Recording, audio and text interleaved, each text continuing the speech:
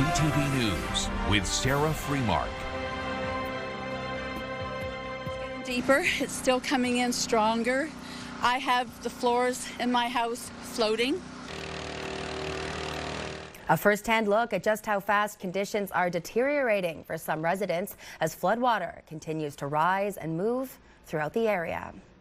Thank you for joining us. It's another day of high water and high concerns as neighborhoods right across our region are flooding. Crews and residents are now bracing for what could be an ongoing situation in the days ahead. Let's go to CTV's Rob Cooper, who has a look at the conditions in Bracebridge.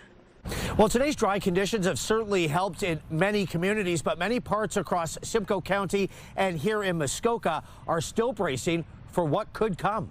A day with no rain is just what many property owners needed as communities across the region continue to deal with spring flooding. Thompson Road in Bracebridge is still closed to traffic, but locals say it looks slightly better. It's receded probably down around 15 feet, I'd say, from yesterday. Bracebridge has been able to reopen a few roads, but several are still closed, even deemed cautious by the town. And with more rain in the forecast this weekend, people are on high alert. I will say we're still very cautious about what will happen over the weekend.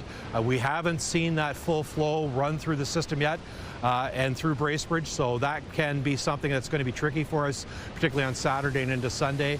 Water levels are still very high along most bodies of water. This is what it looks like by the Bracebridge Falls today. River Road remains closed, but again looks better than just 48 hours ago.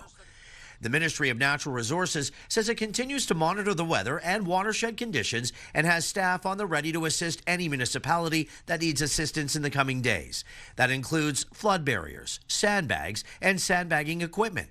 The province says it's also deploying Ontario Corps partners and volunteers to offer support where needed. This is very dangerous, this water, and if you get close to it, bad things can happen. So I just want to encourage everyone to make sure that they're taking the appropriate steps to stay safe and hope everything works out. Some communities east and to the north have declared a state of emergency to help deal with all the unwanted water.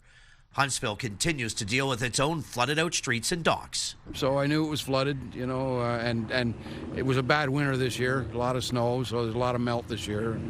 This is what's going to happen. Now, home and property owners in Muskoka and Simcoe County are being encouraged not to let their guard down just yet and be prepared for what could come in the coming days. And of course, there are several sandbagging stations that have been set up for anyone who needs them. Rob Cooper, CTV News, Bracebridge. Let's head to Orillia now. It is also dealing with overflow starting to move into neighborhoods. The city says crews are responding to multiple flooding reports after nearly 60 millimeters of rain fell over the past 5 days. Parks Canada says water levels on Lake Simcoe are already above average and continue to rise, while Lake Couchiching also is seeing elevated levels and some shoreline properties are experiencing severe flooding. Homeowners are actively trying to do whatever they can to protect their properties. I've owned this property since '96, and I mean, we've had problem with water down here. It's always been an issue. The city did a job 15 years ago, and it was better, but this is just, we've never seen nothing like it. But it's probably got something to do with 16 feet of snow this winter. The water's getting deeper. It's still coming in stronger. I have the floors in my house floating. But it's been amazing, the response from the volunteers that have just come here from a call, sharing the post, coming down here. Without them, as you can see, just thousands of bags have been bagged. Yes, local volunteers say they've been working around the clock, filling and stacking sandbags to help neighbors and protect affected properties. Now, flooding is also being reported along Minet's Point, as we just heard, in Barrie's waterfront area. Low-lying areas near the shoreline have been impacted as water continues to push inland, with some pathways and green space partially submerged. Prepared sandbags, as well as self-serve sand and bags to fill, are available at the Minet's Point parking lot for anyone who's at risk of flooding. You'll need to bring your own shovel to fill the bags. They can be used around lower level doors and windows to help stop the water from getting in. A state of emergency continues in Minden Hills as flood conditions prompt new safety measures in the downtown area. Beginning tonight at 7 p.m., bridges in downtown Minden will close, including the Sunnybrook Bridge on Bob Cajun Road and the Loggers Footbridge. The Minister of Emergency Preparedness and Response is providing 20,000 sandbags and 150 cots to the township at its request to try and help. Now, in other news tonight, the province is spending hundreds of thousands of dollars to help keep at-risk youth out of trouble with the law, investing in programs designed to support. The Attorney General was in Barrie today for the announcement. CTV's Jack Morris breaks it down for us. Jack, what do we know? Well, Sarah, it's a grand total of $400,000, and that's being split between two groups, the Barrie Police Services and the John Howard Society. It's for programs aimed to stop young people from committing crimes or to stop them from reoffending if they already have. It's $200,000 each over the next 2 years. The first chunk of provincial spending goes to the Bright Futures Barrie strategy, setting up recreational programs for at-risk youth. Barrie Police says 65% of the youth they charge have had at least 5 interactions with police before they're arrested. This is meant to give officers options to try to get those kids off the path they're on. The other group getting money today is the John Howard Society, going to their programs for boys and men charged with crimes around gender-based violence, working to stop them from doing it again. To keep them on a positive track so that they don't offend in the future. They're able to build resilience when they have positive programming around them and they participate. There's potential there to reduce their interactions with us, reduce victimization, reduce criminalization. We're giving people pathways for other alternatives, and doing that keeps them away from the trouble that they might otherwise get into. Attorney General Doug Downey says there's no reason for the province to reinvent the wheel on this one. Instead, they can focus on giving money to community programs that are already trying to do this work. Sarah. All right, that's CTV's Jack Morris reporting live tonight from our newsroom. Thanks for that, Jack. A heads up for those who commute using the Barrie GO line. Starting tomorrow through the end of day Sunday, the Barrie line train service will be temporarily modified to allow for important track work to be done. During this time, there will be no GO train service between Downsview Park GO and Union Station. Trains will continue to run as scheduled between Allendale Waterfront and Downsview Park GO. Service will return to normal on Monday. Now, if you haven't yet, it's time to top up before the weekend hits because gas prices, they are about to jump. Experts predict the price at the pumps will rise on Saturday, and here in Barrie, regular gas could climb about 9 cents to $1.82 a litre. It will be a noticeable increase from today, where regular is sitting at about $1.73 and diesel at $2.01. The spike is being driven by the switch to more expensive summer fuel blends now arriving at stations right across the country. On that note, let's take a live look at Highway 400 from our CTV tower camera this hour. You can see that traffic is moving well. We've got some clear skies at this point. No major delays to tell you about at this time, but it wasn't always a clear view today as conditions shifted throughout the day with moments of bright sunshine and giving way to cloud cover. Take a look at this view from our CTV camera. This was shot a little earlier today. Kempenfelt Bay, that was the Saft, right by Centennial Beach. You can see a thick layer of mist hanging low over the water, softening the shoreline and nearly erasing the horizon in the distance. But for more on the forecast, let's say good evening to Mike Lang. Boy, Mike, it's been a mixed bag this week. You have your work cut out for you tonight. What are we working with this hour? Well, Sarah, today was certainly a nice break from all those wacky conditions. Plenty of rain that were the large cause of all that flooding you saw early in our show. But more could be on the way as we start with our watches and warnings board. There's a special weather statement in place for much of southern Ontario with up to 20 millimeters of rain possible into tomorrow. That amount is up to 30 millimeters of rain up north in Muskoka, where there's a yellow warning for rainfall. Take a look now at our current temperatures in Barrie right now. First weather brought to you by the graveldrivewayguide.com, your local driveway expert. Currently 19 degrees in Barrie with the winds nice and calm out of the south at 11 kilometers per hour. Take a look now at current temperatures across the region. 19 degrees also in Alliston, Collingwood, and 21 degrees in Gravenhurst, 16 up in Parry Sound. Now for a satellite radar, the clouds will come in as we get into the evening, and that'll follow the precipitation right behind it, as right now it is currently in the Midwest, right around Wisconsin, make its way through the Great Lakes, Lake Michigan, and that is expected to hit later tomorrow, I should say, in our region. And of course, we'll have more of those details coming up in just a bit, but definitely enjoy the sunshine while you can tonight, Sarah.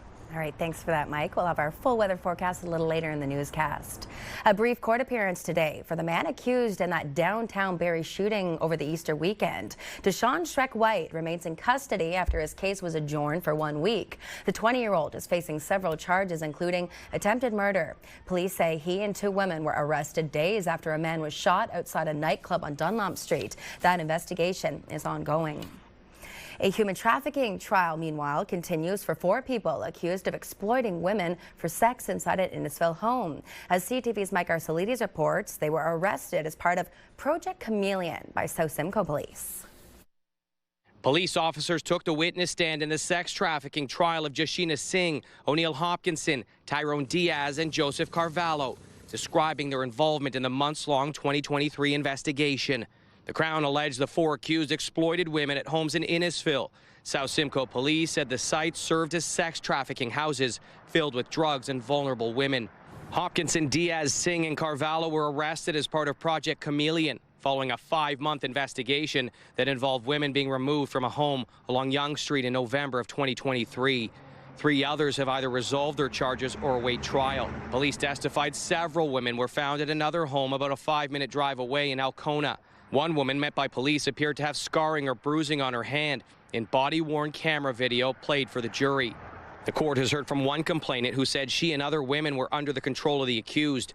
O'Neill Hopkinson is charged with sexually assaulting one of the women, whose identities remain protected by a publication ban. A South Simcoe police officer testified seizing evidence from the Yonge Street home that included 5 cell phones and drugs like fentanyl, cocaine, and lorazepam. The Crown alleges the women were supplied drugs and their pimps exploited them for financial gain, while others kept close watch using cameras the Crown says were set up by Carvalho to track their movements. One officer testified finding $3,600 on Royden Reese of Barrie, whose drug possession and trafficking charges were withdrawn by the Crown after he entered into a peace bond last year. 38-year-old Edgar Martinez of Innisfil pleaded guilty last month to a global charge of sex trafficking and sexually assaulting one woman. The trial is scheduled for 6 more weeks. Mike Arcelides, CTV News, Barrie. Premier Doug Ford has a new way of getting around, and it comes at a cost of just under $29 million. As Queen's Park Bureau Chief Siobhan Morris tells us, other leaders say it's a bit out of touch. It's a shiny new addition to Ontario's government fleet, a 10-year-old Bombardier Challenger 650 to fly the Premier around on government business. The price tag, $29 million, a purchase that's left opposition leaders gobsmacked. Doug Ford has gone from the gravy train to gravy planes. It's excessive. It's extravagant. I'm just outraged at how out of touch this Premier is. The Premier's office is justifying buying the plane, with Doug Ford spending more time stateside to make the case against U.S. tariffs. There are more trips across Ontario and the country, meeting with Mark Carney. I'm happy here with the Prime Minister. He's doing a great job. Linking up with other premiers. There's no justification. When people can't afford the price of milk or gas is $1.85 a liter. While many federal cabinet ministers fly commercial, the Premier's office explains Ford needs a more flexible, secure, and confidential way to travel. There are planes that belong already to the government that he takes now. Frankly, he could maybe just take economy like the rest of us. Not quite a year into his time as Premier, Ford asked for a souped-up van to get around Ontario. I'm the only Premier in history that refuses to use the Premier's plane, the King Air, that costs the taxpayers hundreds of thousands of dollars. I prefer to drive around and talk to the people about things that matter. The Canadian Taxpayers Federation finds the $29 million plane galling when Ontario is swimming in red ink. They're borrowing $25.8 billion this year, driving up our total debt to nearly $500 billion. It's actually gross, and I think the vast majority of taxpayers in this province agree with that. Siobhan Morris, CTV News. You can expect disruptions on the road on Monday as a full closure is planned on St. Paul's Crescent between Mapleview and Yonge. The road will be closed to all traffic from 8 a.m. until 5 p.m. to allow crews to install new hydro service in that area. Drivers are being asked to plan ahead and use alternate routes where possible.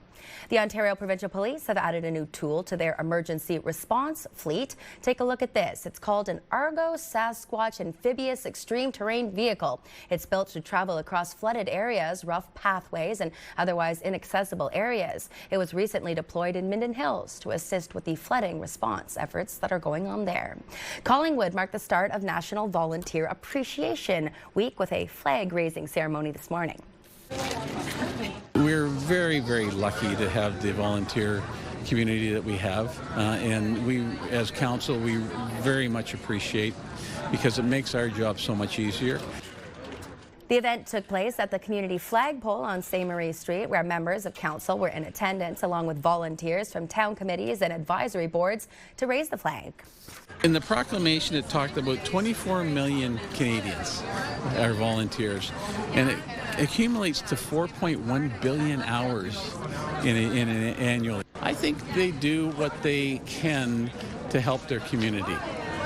I think that's always the goal of a volunteer, and then they look for that thing that they can have a passion about and contribute as much as possible. National Volunteer Appreciation Week runs April 19th through to the 25th, recognizing the contributions of volunteers who help build a strong and connected community. Now, keeping with the appreciation for volunteers, a little later in the show, we'll be joined by a woman who's lived in Alliston with her family for the past 50 years. She has received Ontario's second highest honor, the Queen Elizabeth II Ontario Medal for Good Citizenship. Very much looking forward to that conversation. The Barrie Colts kept their playoff momentum rolling in Ottawa last night, and they meant business. Cole Bodway inside the zone. Aitchison's pass across, and Carter Lowe banks the puck into the open net, and the Barrie Colts on the power play have opened the scoring here in Game 4. And there's the For the fourth straight game, the Colts struck first, setting the tone early against the 67s. Ottawa made things interesting with a late push, but the Colts had held strong to secure a 3-2 victory. Now the series shifts back home to Sadlin Arena for Game 5 Saturday night, where Barrie has a chance to clinch it in front of us hometown fans. The road to the Memorial Cup is brought to you by the Boots and Hearts Barn Burner Charity Hockey Game. I'm excited. I've got a good feeling about that one. Not to jinx them. Still to come from 9 to 29, these athletes sure know how to tumble, where hundreds will fly into action this weekend for these provincial championships. Plus, these courageous souls didn't just dip a toe, they went all in for our local hospice. We'll take the plunge next. You're watching CTV Barrie.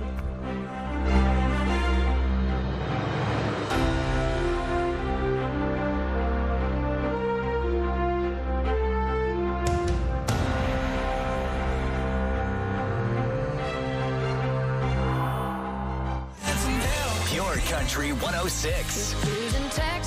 Central Ontario's home for the best country music. Listen for your chance to win $50,000 with Pure Country's big 50K pay.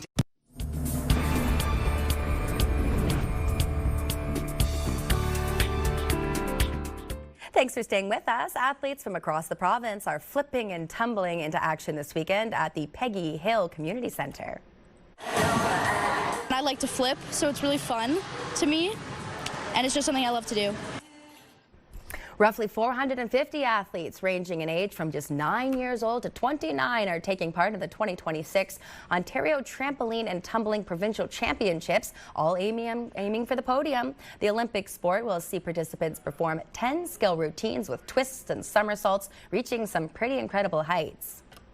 They had to qualify to be here. If they hit qualifying score in previous competitions, then they were invited to come, and then they get a chance to compete to see who's going to be the top. I think it's really fun. It gives kind of an adrenaline rush. It's a really fun thing to do.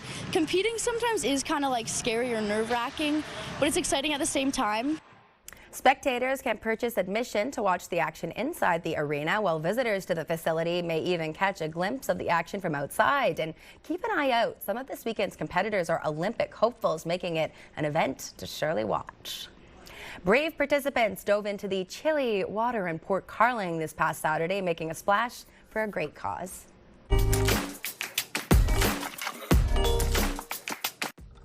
Oh wow, they really went all in. This year's Plunge for Palliative Care in support of Hospice Muskoka raised a whopping $25,271. And the best part, the community didn't just show up, they showed out, surpassing the $14,000 fundraising goal before anyone even hit the water.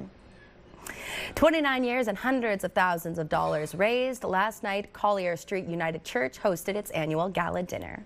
So should we take some of each, or should we can have one of each. One of each and share? Okay.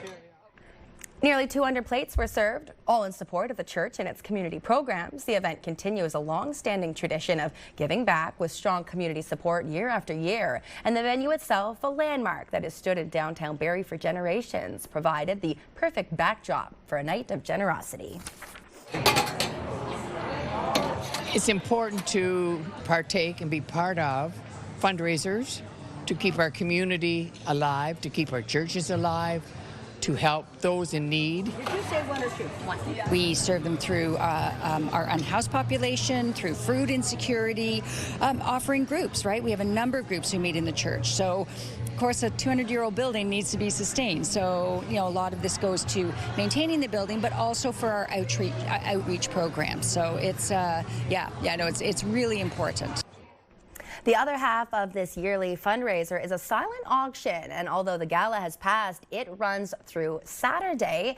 And we in fact have a link to the silent online auction found on our website, along with a lengthy article going into more depth about the gala and the history behind the Collier United Church. Find it at ctvnews.ca/Barrie or scan that QR code on the screen. Still to come, 2 local women have received the Queen Elizabeth II Ontario Medal for Good Citizenship. We'll be joined by the first. She lives in Alliston, and she's just been bestowed the honor. That's in just a few minutes. But first, let's check in with Mike. He's in Bob's Garden. Well, the bad news is we're not quite free from the cold, dare I say, wintry weather just yet. But the good news is we're in April, so sunny, warm days are on the way. But just like here in this Weather Watcher picture from Sarah, perhaps Sarah Freemark, a nice horse on a warm, sunny day. We'll have your full forecast coming up in just a bit.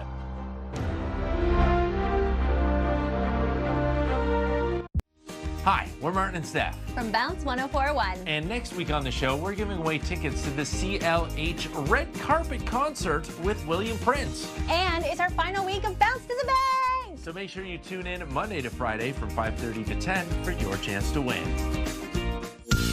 Picture this, brought to you by Bounce 104.1 and Pure Country 106.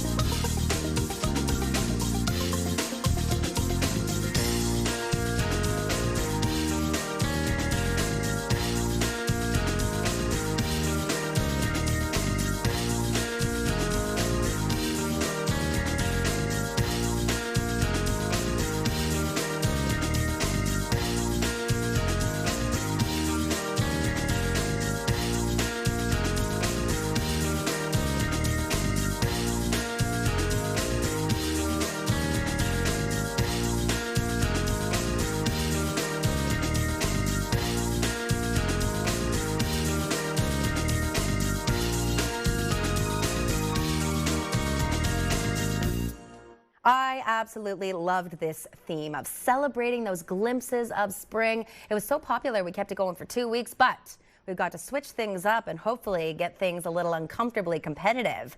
Playoff spirit, bring it. Whether it's NBA, the Raptors, OHL, the Colts, NHL, the Oilers, the Canadians, dare I say, the Sens. Whoever, whatever you support, we'd like to see it. Snap a photo and send it to us. Picture this at ctv.ca.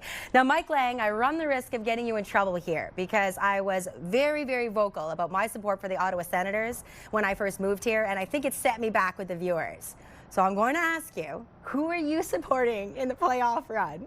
Well, it won't be your Ottawa Senators, Sarah. That'll be the Montreal Canadiens, one of the best and most exciting young up-and-coming teams in the NHL. You know, with Cole Caulfield's 50 goals and Nick Suzuki's 100 points. I don't think you could go wrong with the Montreal Canadiens, but they're in tough against Tampa in this upcoming first round. As for the weather, I know hockey's still going on in spring with the playoffs, but it's going to feel a little bit like winter over these next couple of days, starting first with our temperature outside your door. Still 19 degrees in Barrie and Alliston, 18 degrees in Collingwood, 21 degrees in Gravenhurst, 16 up in Parry Sound. Take a look now at our almanac for today. We hit a high of 19 degrees here in Barrie, which is quite above normal, the 12 degrees we normally see this time of year. A low of 9 degrees, also above normal. It was -8 back in 2020, which we could possibly see in some areas of our region. A sunrise of 6:29 a.m. and a sunset of 8:07.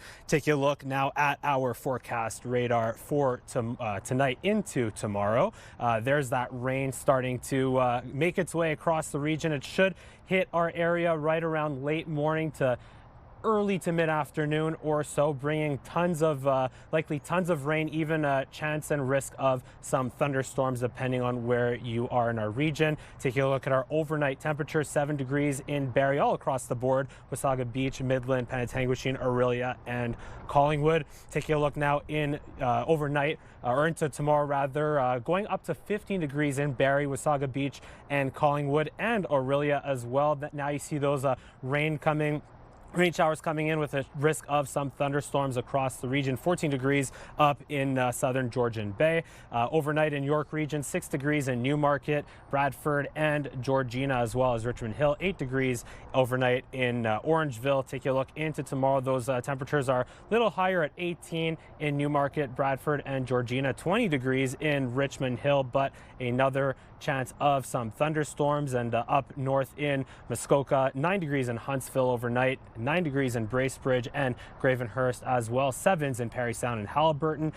Not as much of a risk for thunderstorms up in Muskoka, but plenty of rain showers. Again, that yellow rainfall warning is in effect. 15 degrees in Bracebridge and Gravenhurst, 14 degrees in Huntsville. And now it's time for a look at the Diamond and Diamond Lawyers 5-day forecast, starting with Simcoe County. Going into Sunday, 40% chance of showers, possibly some flurries as well. A high of +3, the overnight low of -6. Yes, -6 before going into Monday. 40% chance of more flurries and showers. Overnight low of -5. We'll have to wait possibly until Wednesday before we see some sunshine and more seasonal temperatures up at 15 degrees. Take a look down in York region. Just because it's a little further south doesn't mean there isn't a chance for maybe some flurries and rain showers over the next couple of days as well. On Sunday into Monday, highs of +6 and +4, and even, yes, overnight lows of -4 and -3. Up north in Muskoka, Parry Sound, and Haliburton, also plenty of cold overnight. Look at that, -9. Yes, -9. I had to triple check that multiple times today. That is your low for Sunday night, and -8 is your overnight low on Monday. But we will see more sunshine on Monday, high of +4, about a 60% chance of rain and precipitation on Tuesday, high of +8, before more sunshine and a little mix of sun and cloud on Wednesday, high of +14. And that is your full 5-day forecast. So we're gonna have to weather the storms a little bit this weekend with that cold and wintry weather. And like I said, look, we're in April, so warm sunny days are bound to come at some point soon. So yes, we'll have to just wait till a little later in the week. Back to you in the newsroom, Sarah. The newly renamed Queen Elizabeth II Ontario Medal for Good Citizenship is presented to a select few for their exceptional volunteer service and outstanding civic leadership. And that includes someone found right here in our region. Carol Madsen, you and your family have lived in Alliston for the last 50 years. Congratulations. Has it sunk in yet? Thank you very much. I don't think so. What was your initial reaction when you found out that you were being bestowed this honor? Well, I found out on Family Day by a phone call, and at first I thought it was a scam because she was telling me her whole title, right? But then I looked over at my husband, and he was a little emotional, so I knew he knew what was going on. So. And he had kept the secret from you? He had, and the whole family had, to the point that they thought I didn't get anything because it took so long because of the renaming and everything. So walk our viewers through that. So these were recipients from 2024 and 2025. Yes. Why was that? Because the medal used to be called the Ontario Medal for Good Citizenship, and now it is called the Queen Elizabeth II Ontario Medal for Good Citizenship. So in the meantime, they had to check with King Charles to make sure it was okay. And I think because of maybe changing all the paperwork or whatever, they had to put off 1 year. I understand there's a third medal on the way. There is a medal. This one is the one that they've been giving since 1973 when they first started.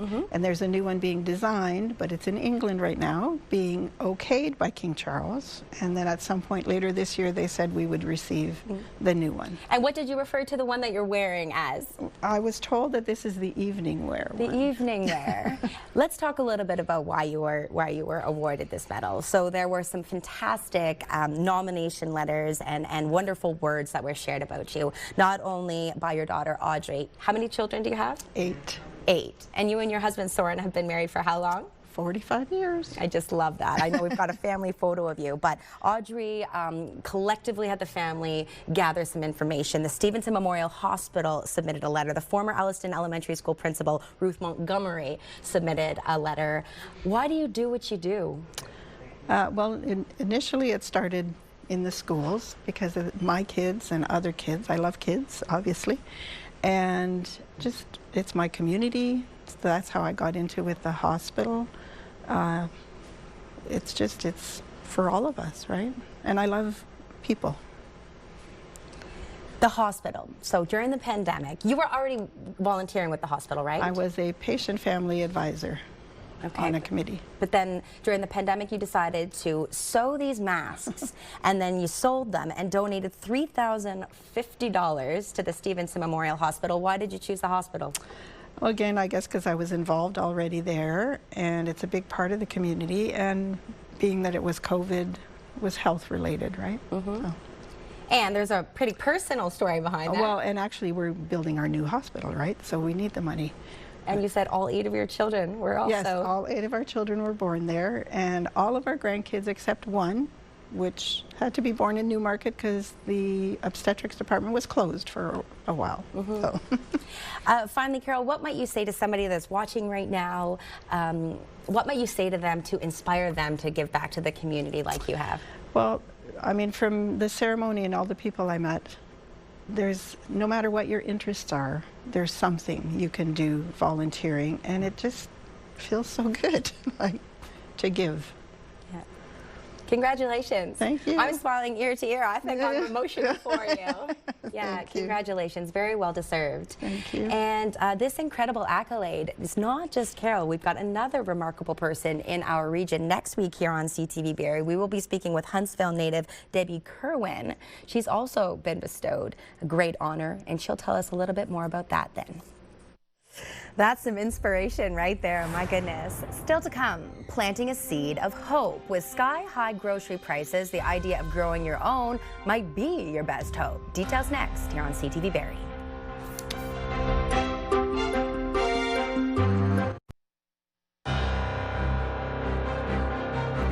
Recapping our top stories, flooding continues across the region, and Bracebridge is seeing it the most, with preparation including flood barriers, sandbags, and sandbagging equipment. The province says it is also deploying Ontario Corps partners and volunteers to offer support where needed.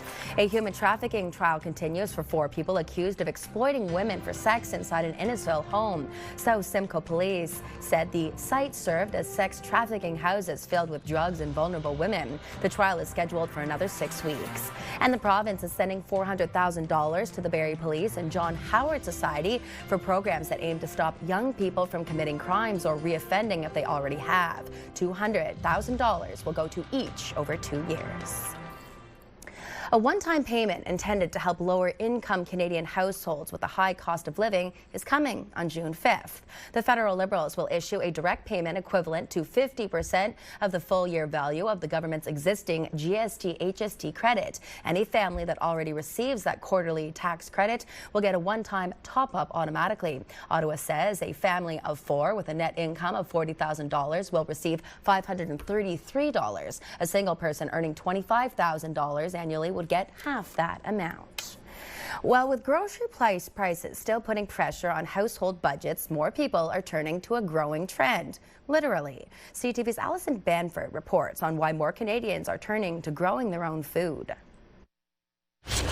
We are finding the supply is limited.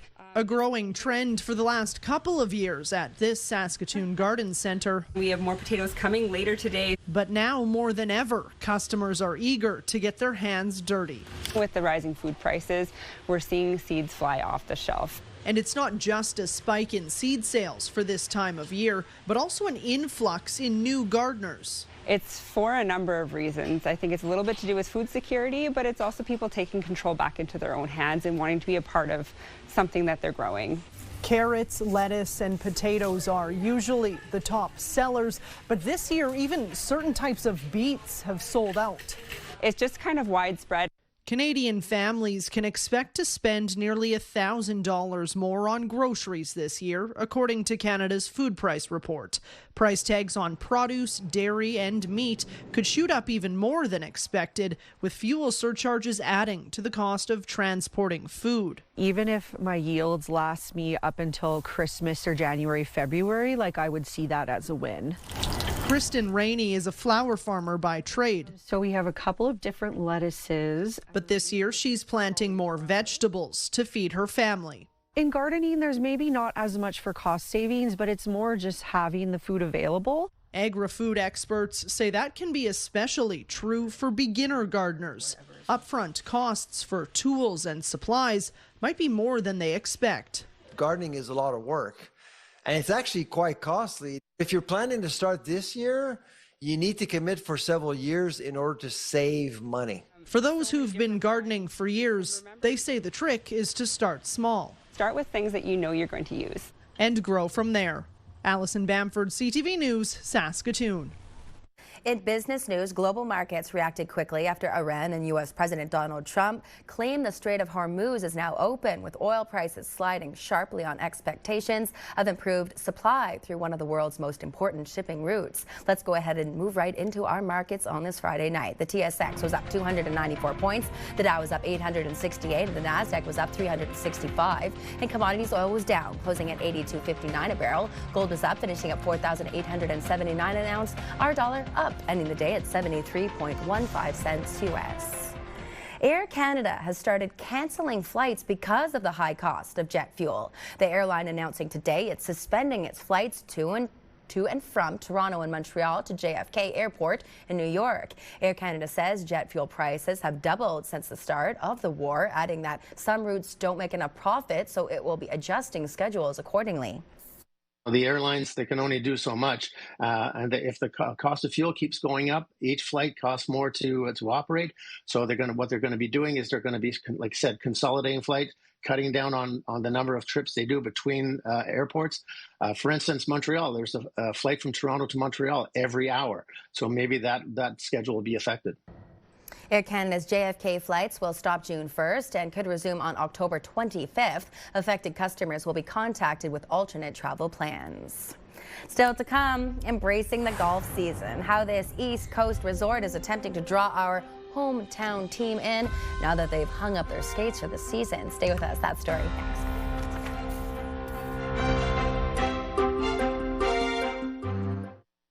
April 29th, two chefs, one epic showdown. The Peggy Hill team presents the Iron Chef at Tangle Creek. Great food that gives back. All in support of the Busby Center. Get your tickets now. Head to Barrie. Here's a look at your Friday night primetime lineup. Our CTV 2 movie is X-Men Days of Future Past, and it starts at 8, followed by CTV News Barrie at 11 p.m. Welcome back. We're just over 24 hours away from the return of playoff basketball. Ingram puts it on the deck, flies in! Two-handed slam! The Raps head into Game 1 as the 5th seed and underdogs against the 4th seeded Cleveland. It all goes down tomorrow afternoon at 1 p.m. in Cleveland. Game 1 of what promises to be a fiery series. Now fans looking to take in all of the action live have a spot to gather outside the arena. Maple Leaf Square is once again being transformed into Jurassic Park for the postseason. Free tailgate party passes will be available for each game, but fans must apply before noon the day before. Meanwhile, the Blue Jays have lost 5 straight series, but hope to turn things around tonight in Arizona. Squares again, and he gets it down. This is going to get a run home. Perfectly executed by Heineman as Jimenez comes in to score. The team wrapped up a 3-game series with the Milwaukee Brewers yesterday. They ended up losing the game 2-1. First pitch for tonight's game against the Diamondbacks is set for 9:40. And the Leafs season is winding down earlier than fans had hoped. And as CTV's Josh Smith shows us, a Nova Scotia resort is having a little fun with it, inviting golfers in Toronto to hit the links with a campaign that's getting plenty of attention. If you're a Toronto Maple Leafs fan, this might be tough to watch. For the first time in 10 years, the Leafs will not be in the playoffs. You know, this was a tough year. It was a frustrating year. Disappointment in Toronto. But at Fox Harbor, they're hoping to attract some heartbroken fans with a new ad campaign. As soon as the hockey season's done, you know, hockey players and hockey fans typically start thinking about golf. One billboard in Canada's largest city reads, "Don't worry, there are 18 cups waiting for you here." A not-so-subtle jab at the Leafs missing the postseason. It was specifically to target the GTA market. We really wanted to play off end of hockey season always signals the start of the golf season. While the campaign is all in good fun, the frustration around the season is still very real. There is a level of anger, and there is a level of, really, we pay this much money for tickets, and there was so much underachievement. But TSN radio host Matt Cause says the Leaf fans have a thick skin. But here's the thing, Leaf fans are dead inside. There's nothing the East Coast is going to do. There's no beautiful resort troll job that's going to impact Leaf fans as much as the work done by Kyle Dubas and Brad Treliving and Brendan Shanahan. Local Leafs fan Darren White would welcome fans and players to Nova Scotia. It's always been a joke. You see it all the time on your Facebook or on Instagram. You see the pictures of golf bags. There's 2 or 3 guys coming down there to golf, and they let people in. They would come from all over the Maritimes. The campaign may be playful, but the staff at Fox Harbor say the invitation is sincere. We've got a long legacy of having hockey players play at Fox Harbor Resort, and anytime we have the opportunity to welcome, NHL players to Fox Harbor, they're always welcome. For those who love and follow the Maple Leafs, the offseason may feel a little bit early, but here at Fox Harbor, they're calling it right on time. Josh Smith, CTV News, Fox Harbor, Nova Scotia. Mike Lang, let's talk golf. How are you out on the links? Do you play? I only got out once last year on the links, and I actually played pretty well, but it was on a pretty beginner course. I'll just call it that. That's okay. Listen, if you got out once, that's one more time than Casey Colby. I've been bugging him for 4 years, so we're going to get a CTV group out. We'll go to Shanty Bay. That's one of my favorites, and I'll show you how it's done. Stick with me. I could probably use some tips there, Sarah. Yeah, for sure. I mean, look, I think I have a pretty good swing, but look, it's just the consistency of my strikes is just not there. But hey, I guess, look, I just got to get out more and practice. But we're going to get right up to Get Up and Go, which will be the calm before the storm tomorrow. We'll get 10 degrees in the morning at around 7 a.m. in Barrie, Newmarket, and Gravenhurst with that mix of sun and cloud. But that is, of course, right before the storms and rain that's expected to hit right around later in the morning and early in the afternoon. So again, get up and go. That's going to be your last opportunity to stay dry. And with that, I'll send it right back to you in the newsroom, Sarah. Thanks very much, Mike, for covering for KC. He's enjoying some family time on vacation, but he'll be back on Monday, as will I. I'm Sarah Freemark. Thanks for being here. Jack will wrap things up tonight at 11. Have a fabulous weekend.